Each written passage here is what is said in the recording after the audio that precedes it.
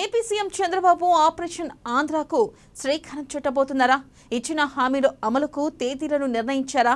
ప్రజలకు పథకాల అమలుపై లెక్కలతో సహా వివరించబోతున్నారా? ఇంతకీ చంద్రబాబు సీక్రెట్ ఆపరేషన్ వెనుకున్న రహస్యమేంటి? ఆపరేషన్ సింధూర్ సక్సెస్ తో మోదీ నిర్ణయం ఎలా ఉండబోతుంది? అదే దూకుడుతో మోదీ మరో నిర్ణయం తీసుకోబోతున్నారా?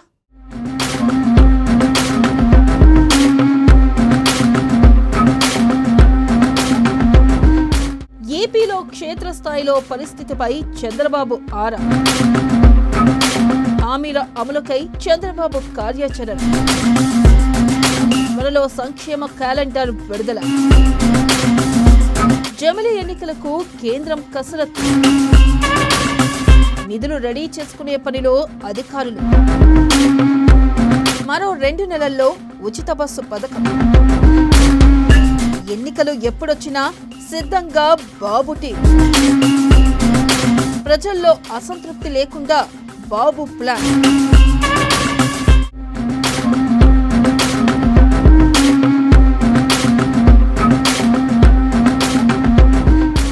ఏపీ సీఎం చంద్రబాబుకు క్షేత్రస్థాయిలో పరిస్థితి అవగతమైనట్లుంది. కింది స్థాయిలో కేడర్ కూడా ఇచ్చిన హామీలు అమలు చేయకపోవడంతో ఇబ్బందులు పడుతున్నారని, జనంలోకి వెళ్లడానికి జంకుతున్నారన్న అభిప్రాయానికి వచ్చి ఆయన కీలక నిర్ణయం తీసుకున్నట్లు కనబడుతుంది.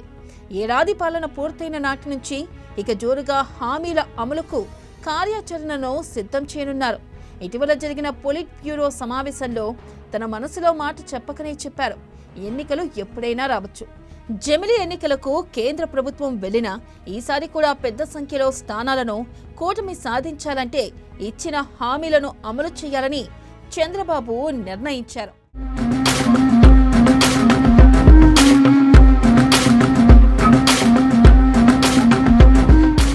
ఏడాది జూన్ 12వ తేదీ నాటికి చంద్రబాబు ముఖ్యమంత్రిగా బాధ్యతలను చేపట్టి ఏడాది పూర్తవుతుంది. ఆ రోజున 1,00,000 మందికి పైగా వితంతు, ఒంటరి మహిళలకు కొత్తగా పెన్షన్లు ఇవ్వనున్నట్లు ప్రకటించారు.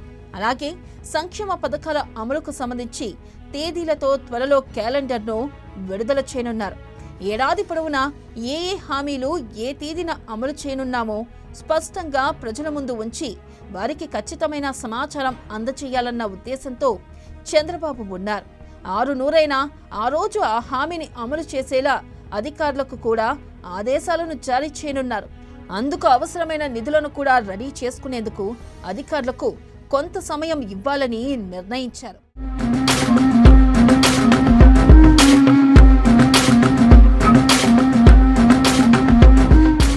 మరో 2 నెలల్లో మహిళకు ఉచిత బస్సు పథకం ప్రవేశపెట్టాలని నిర్ణయించారు. అయితే ఏ నెల నుంచి అమలు చేస్తారన్న దానిపై ఇంకా స్పష్టత లేకున్నా త్వరలో మహిళలకు ఉచిత బస్సు పథకాన్ని జిల్లా స్థాయిలో ప్రవేశపెట్టాలని రెడీ అయిపోయినట్లే కనిపిస్తుంది. దీపం పథకం ఇచ్చే 3 సిలిండర్లకు సంబంధించి ముందుగానే నగదును లబ్ధిదారుల ఖాతాల్లోనే విడుదల చేయాలని నిర్ణయించారు. సిలిండర్ బుక్ చేసుకున్నారా లేదా అన్నది సంబంధం లేకుండా ముందుగానే డబ్బులు వారి ఖాతాల్లో జమ చేయాలని నిర్ణయించారు. చాలా మందికి డబ్బులు పడ్డం లేదన్న ఫిర్యాదులు వస్తూ ఉండడంతో ఈ నిర్ణయం తీసుకున్నారు. దీనివల్ల మహిళల ఓటు బ్యాంకు చెక్కు చెదరకుండా ఉండేలా ఇటు ఉచిత బస్సు పథకం, అటు దీపం పథకాన్ని పగడ్బందీగా అమలు చేయాలని నిర్ణయించారు.